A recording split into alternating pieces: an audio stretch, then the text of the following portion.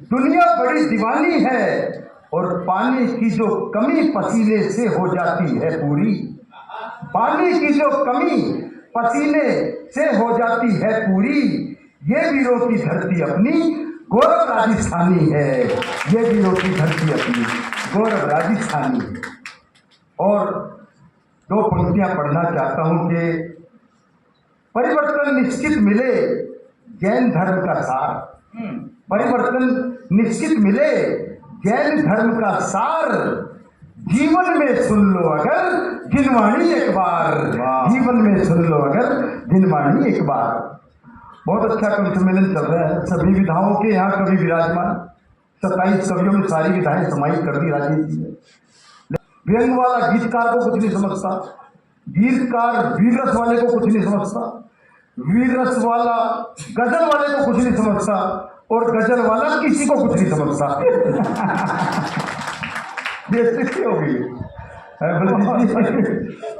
हाँ, मैं देखो, मैंने तो बलजीत जी से पूछा। मैं कहा बलजीत जी एक मुहावरे का अर्थ बताओ। आम के आम गुठली के दाम वाक्य में प्रयोग करके दिखाओ। तो बलजीत जी बोली, पति देव ने सुबह सुबह जैसे ही एक्सरसाइज के लिए हाथ घुमाया, मैंने फौरन उनके हाथ में कपड़ा थमाया। थोड़ी देर में साफ हो गई सारी दीवार। मेहमानों के लिए कमरा हो गया तैयार। काम वाले की जरूरत ही नहीं, फ्री में हो गया सारा काम। इसे ही कहते हैं आम के आम और गुठलियों के दाम। एक बार तालियां जोरदार बजा दीजिए। बहुत बढ़िया। हाँ, सरिता जी बैठी कह रही थी कि मेरा तो बचपन से शौक था कि सासू माँ, मेरा बचपन से शौक था मैं बड़ी होकर तुम्हारी खूब सेवा करूँ, खूब सेवा करूँ, खूब सेवा करूँ। सास बोली फिर करती क्यों नहीं? बोली माँ जी बचपन खत्म, शौक खत्म। जोरदार तालियां निकली हो जाती।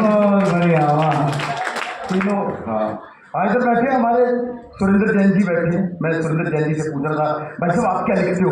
बोले जी मैं तो योगेंद्र जी की तरह वीर रस लिखता हूँ। मैंने कहा बहुत अच्छा, उन्होंने तो कल 1 घंटा सुनाया था, आप कितनी देर सुनाओगे? बोले भाई समझ लो इतिहास आज अपने आप को दोहराएगा। मैं समझ गया। तालियां बजा दो एक बार। कमलेश जी बहुत अच्छा संचालन कर रहे हैं। एक बड़े आयोजक ने कमलेश जी को बुलाया। बोले कमलेश जी एक बड़ा कवि सम्मेलन करवाने कितना खर्च आएगा? कमलेश जी बोले 5 कवियों के 7 लाख रुपए लगेंगे। वो बोले जी 7 लाख, कुछ कम कर लो। बसंत जी ने 2 कवि कम कर दिए। एक कवि मैं था उसमें। एक बार निकले जोरदार तालियां बजाए। गुजर जी बैठे हैं, मनोज गुजर जी कह रहे थे पत्नी इज्जत नहीं करती। मैंने कहा हमारी कौन सी करती है? और एक बात बताओ, उन्होंने पिता को छोड़ा तो ससुर मिले, माँ को छोड़ा सास मिली, भाई को छोड़ा देवर मिला, ऐसा क्या छोड़ा जो पति मिला? बोले जी कुछ भी नहीं। मैंने कहा फिर फ्री में मिली उस चीज की इज्जत कहां से हो? वाह। हमारी दीदी बैठी है मधुमोहनी जी, इनको भी मैं प्रणाम करता हूँ। इन्हें अपने साथ पढ़ने को ऐसी तू तो मुर्गा बनता था, एक लाइन में निपटा दिया। तो कोई मुकाबला नहीं है इनका। जोरदार कवि बैठे हैं सब। हाँ, इधर करण भाई बैठे हैं। 2-3 कवि सम्मेलन जब तक नहीं निपटा दे घर नहीं पहुंचते भाई साहब। पत्नी परेशान हो चुकी है। एक दिन रात को पहुंचे 1:30 बजे, पत्नी बोली मुझे नहीं आपके साथ रहना, मैं मायके जा रही हूँ। इन्होंने तुरंत जेब में से चॉकलेट निकाली। पत्नी बोली अच्छा मुझे मना रहे हो? करण जी बोले नहीं, शुभ काम से पहले कुछ मीठा हो जाए।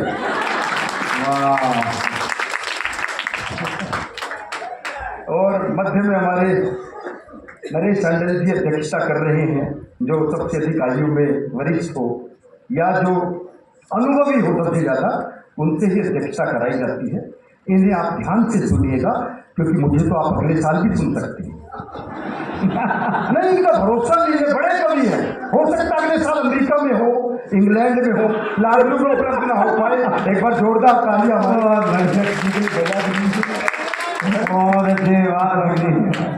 इधर वो संदीप भाई बैठे हैं, संदीप सजन जी कह रहे थे रसिक भाई आप तो अंतरराष्ट्रीय कवि हो, 7-8 देशों में गए हो, मुझे भी एक विदेश यात्रा करा दो। मैंने कहा संदीप भाई आज सुबह ही यूक्रेन से फोन आया है, वहां कवि सम्मेलन करवाना है। बोले रसिक भाई मुझे याद नहीं रहा, वो मेरा पासपोर्ट अभी एक्सपायर हो गया। इस सारा अशोक बत्रा जी को भेज दो, मैं अगले साल चला जाऊंगा। तो मैं समझ गया मामला कहाँ है।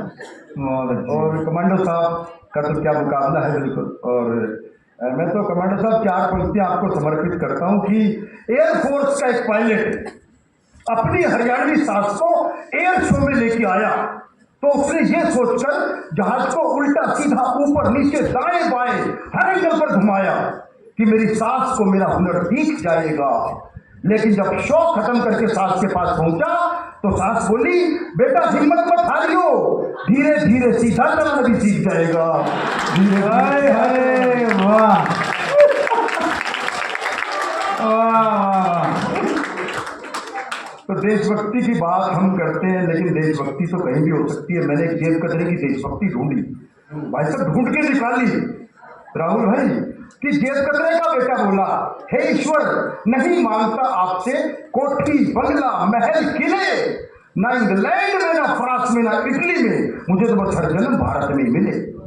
तो बाप बोला, मैं धन्य हुआ जो जेब कतरे का बेटा होकर भी तेरी रगों में देशभक्ति का रक्त बहता है। बेटा बोला, ये बात नहीं है पापा, वहां ठंड इतनी ज्यादा है कि लोगों का हाथ अपनी जेब में ही रहता है। बहुत बढ़िया वाह। ऐसी देशभक्ति को मैं नमन करता हूँ। अच्छा शॉर्ट कर दो, कोई बात नहीं, बिल्कुल शॉर्ट कर देता हूँ मैं, 3 मिनट में खत्म कर देता हूँ। ऐसा एक्चुअली क्या है, आगे देखना ही खतरनाक हो गया वैसे। मैं पीछे देख रहा था तो लगातार सुनाई जा रहा था, एक बार आगे देखा इशारा हो गया भाई, राजेश जी के निशान उंगलियां घूमती है ना वैसा। तो मैं समझ गया हूँ मामला। तो लीजिए, मैं बस मेरा मन है आचार्य जी का, मुनि श्री का आशीर्वाद मिल रहा है।